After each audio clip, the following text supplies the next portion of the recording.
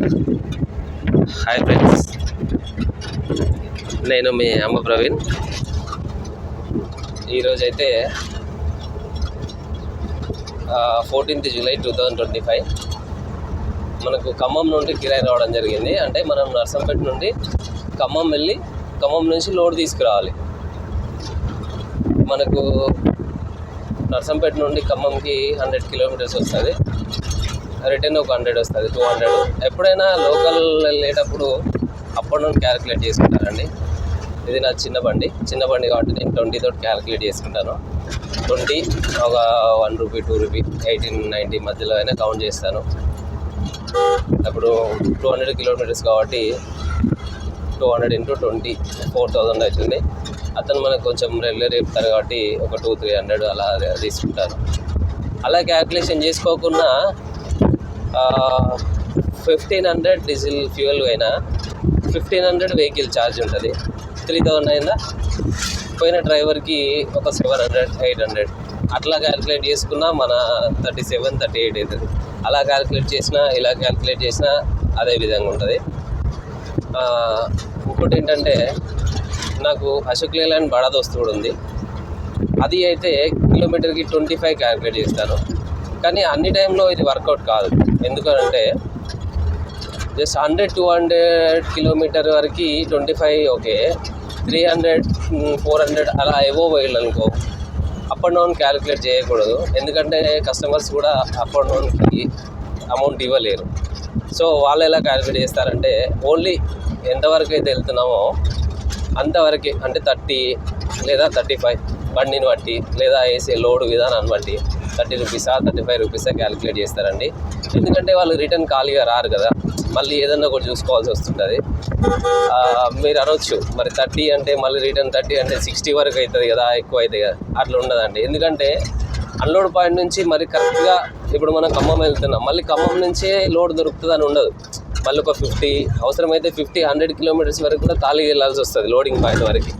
So మొత్తం ఓవరాల్గా calculate చేసినా కూడా అదే 25-23 అట్లా వస్తుందండి. అలా అయితే క్యాలిక్యులేట్ చేస్తామన్నమాట. సో వాళ్ళు అలా వెళ్తుంటారు. ఇప్పుడు ప్రజెంట్ అయితే మనం ఖమ్మం వెళ్తున్నాం, అక్కడి నుంచి లోడ్ తీసుకోవడం రావడం. ఇప్పుడైతే ఎంటీగానే వెళ్తున్నాను. ఓకే, చూద్దాం. పోతుంటే మనం నర్సంపేట నుండి గూడూరు, మహబాదు, కొరవి, ఖమ్మం. ఓకే, వెళ్తున్నాం, చూద్దాం. ఇదైతే గూడూరు అన్నమాట. గూడూరు చేరుకున్నాము. కానీ గూడూరు రోడ్లు కొంచెం ఖాళీగానే ఉన్నాయి, అంత పెద్ద సిటీ ఏం కాదు. ఇది గూడూరు టు మహబాద్ మధ్యలో అన్నమాట. ఇది ఒకప్పుడేమో మంచి ఫారెస్ట్ లాగా ఉంటుండే, రాను రాను ఇది కూడా అన్ని చెట్లు లోపల అన్నీ చిలుకలు అవుతున్నాయి, చేన్లు అవుతున్నాయి. బయట వరకే అట్లుంది. మొత్తానికి మహబాద్కి వచ్చాము. ఇది మహబాద్ నుండి ఇప్పుడు మనం చూస్తున్నాం కదా, ఇది మహబాద్ నుండి మనం రైట్ తీసుకోవాలన్నమాట. అలాగే స్ట్రేట్ వెళ్తేనేమో బయ్యారం, ఇల్లందు రూట్ అనమాట. ఇప్పుడు మనం రైట్ తీసుకొని వెళ్ళిపోవాలి. మనం మరిపేట బంగ్లా రూట్లో వెళ్ళిపోతాము.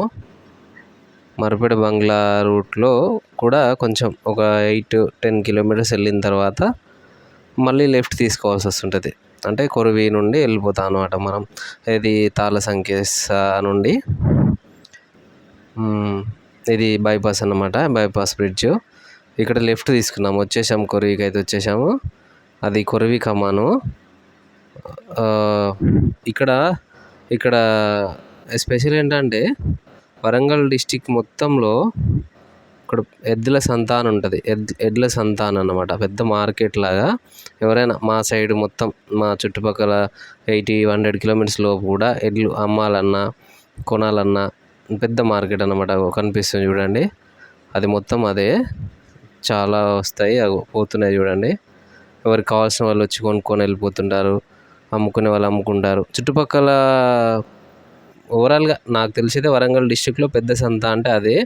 ఇక్కడ ఇంకొకటి కూడా ఉంది, టెంపుల్, కొరవి టెంపుల్ అంటే చాలామందికి ఐడియానే ఉంటుంది. ఇది కొరవి టెంపుల్ లోపల వీరభద్రస్వామి అంతే ఆయన ఉంటాడు. నేనైతే ఎప్పుడు వెళ్ళలేదు లోపలికి, కానీ చాలాసార్లు విన్నాను. ఈ సైడ్ నుంచి కూడా నేను చాలాసార్లు వెళ్ళాను, కాకపోతే అప్పుడు వీడియో తీయలే కాబట్టి మీకు చూపించలేదు. ఇప్పుడు తీస్తున్నాను. టెంపుల్ కూడా చాలా పెద్దగా ఉంటుంది. బయట నుంచి అయితే బాగానే ఉంటుంది, నేనైతే లోపలికి వెళ్ళలేదు. ఇక టెంపుల్ ముందు నుంచే వెళ్ళాలి. ఇక్కడ కొత్త బండ్లకి పూజలు కూడా బాగానే చేస్తుంటారు. అంతకుముందు ఇటు చేస్తుంటే ఒక కారు అతను కొంచెం మిస్డ్రైవ్ చేయడం వల్ల ఇటు చేయట్లేదు, అటు ముందు సైడ్ చేస్తున్నారు. ఇదేమో ఖమ్మంకి ఒక 20 కిలోమీటర్స్ దూరంలో ముల్కల్పల్లి అనే ఊరు ఉంటుంది.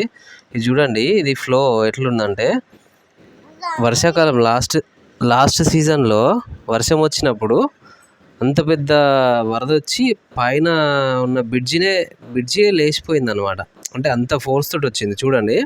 ఆ బ్రిడ్జి లేచి మొత్తం అటు కెనాల్ అటు వాగులో పడిపోయింది. అది చూడండి, అది పైన రూఫ్ అన్నమాట. ఏది బ్రిడ్జి రూఫు అక్కడికి వెళ్ళిపోయి అటు సైడ్లో వెళ్ళి పడింది. అంటే అంత ఫోర్స్ తోటి వచ్చింది అనమాట వాటరు. అది లాస్ట్ ఇయర్ రైనింగ్ సీజన్ ఈ టైంలోనే జరిగింది. ఇక అప్పటి నుంచి మళ్ళీ ఏం చేయలేదు.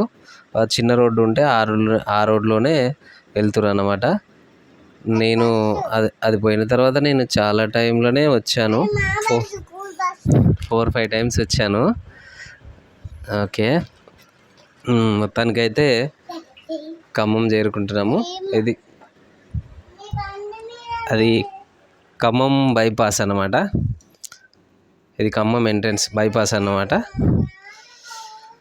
మొత్తానికైతే ఖమ్మంకి వచ్చేసాము. మనం ఇంకొక 5 కిలోమీటర్స్ ఉంది లోడింగ్ పాయింట్. మనం వెళ్ళేసరికి అయితే వాళ్ళు ప్యాక్ చేసి రెడీగా ఉంచారు. ఇది ఆవులకి దాన అన్నమాట. ఆవులకి, బర్రెలకి మంచి ఎనర్జీ ఫుడ్. ఇక లోపల పట్టాగిట్లా కట్టుకోవడం ఎందుకని చెప్పేసి బయటకు వచ్చి కట్టుకుందాం అనుకున్నాము, కానీ రైనింగ్ సీజన్ ఏం కనబడట్లేదు. సర్లే అని చెప్పి తాడు కట్టేసి ఒకవేళ వర్షం వస్తే చూద్దాంలే అని బయలుదేరాము. ఇద్దరం ఉన్నాం కదా ఎలాగూ. వచ్చేసాము, ఇంటికి వచ్చేసాము, అన్లోడ్ పాయింట్లో పెట్టేశాము. అలా టీ తాగి వచ్చేలోపు అమ్మలు వచ్చారు, తీస్తూనే ఉన్నారు. చూద్దాం, అన్లోడ్ పాయింట్ కూడా ఒక 10 సెకండ్స్ అట్లా పెడదాం అని చెప్పేసి పెట్టేశా.